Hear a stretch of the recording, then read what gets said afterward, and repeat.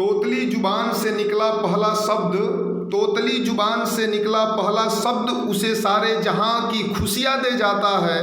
बच्चों में ही उसे नजर आती है जिंदगी अपनी, उनके लिए तो पिता अपनी जिंदगी दे जाता है, उनके लिए तो पिता अपनी जिंदगी दे जाता है। नमस्कार, जय हिंद।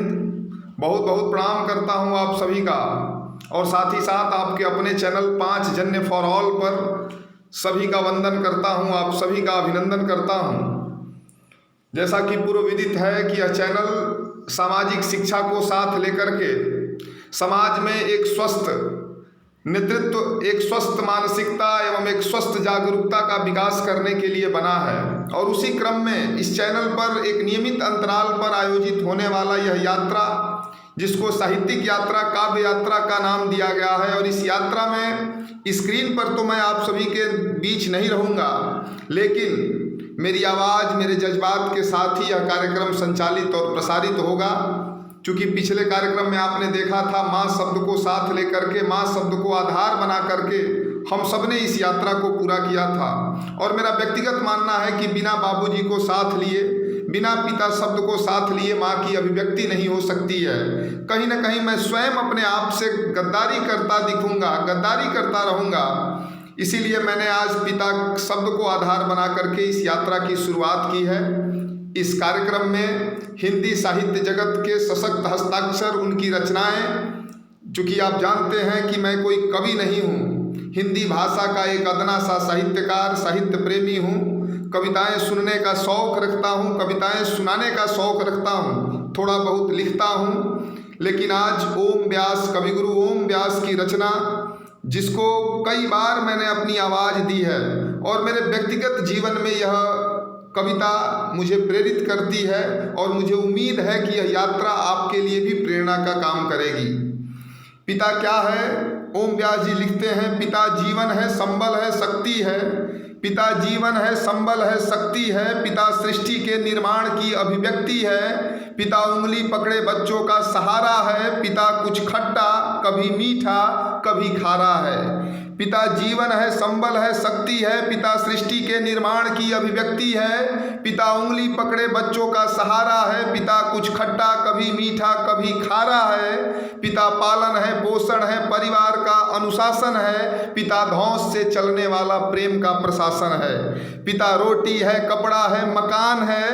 पिता रोटी है, कपड़ा है, मकान है। पिता छोटे से परिंदे का बड़ा आसमान है। पिता छोटे से परिंदे का बड़ा आसमान है। पिता अप्रदर्शित अनंत प्यार है। पिता अप्रदर्शित अनंत प्यार है। पिता है तो बच्चों को इंतजार है। पिता है तो बच्चों को इंतजार है। पिता से ही बच्चों के ढेर सारे सपने हैं। पिता है तो बाजार के सब खिलौने अपने हैं। पिता से ही परिवार में प्रतिपल राग है। पिता से ही माँ की बिंदी और सुहाग है। पिता से ही बच्चों के ढेर सारे सपने हैं। पिता है तो बाजार के सब खिलौने अपने हैं। पिता से परिवार में प्रतिपल राग है। पिता से ही माँ की बिंदी और सुहाग है। पिता परमात्मा की जगत के प्रति आसक्ति है। पिता परमात्मा की जगत के प्रति आसक्ति है। पिता गृहस्थ आश्रम में उच्च स्थिति की भक्ति है। पिता अपनी इच्छाओं का हनन, पिता अपनी इच्छाओं का हनन और परिवार की पूर्ति है। पिता रक्त में दिए गए संस्कारों की मूर्ति है। पिता एक जीवन को जीवन का दान है। पिता एक जीवन को जीवन का दान है। पिता दुनिया दिखाने का एहसान है। पिता सुरक्षा है अगर सिर पर हाथ है। पिता सुरक्षा है अगर सिर पर हाथ है।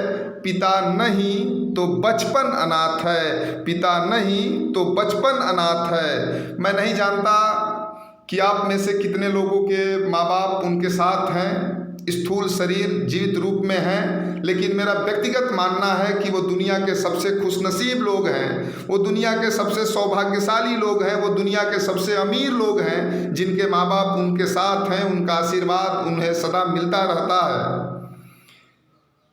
पिता दुनिया दिखाने का एहसान है। पिता सुरक्षा है अगर सिर पर हाथ है। पिता नहीं तो बचपन अनाथ है। तो पिता से बड़ा तुम अपना नाम करो। पिता का अपमान नहीं, उन पर अभिमान करो, क्योंकि माँ बाप की कमी को कोई पाट नहीं सकता और ईश्वर भी उनके द्वारा दिए गए आशीषों को काट नहीं सकता।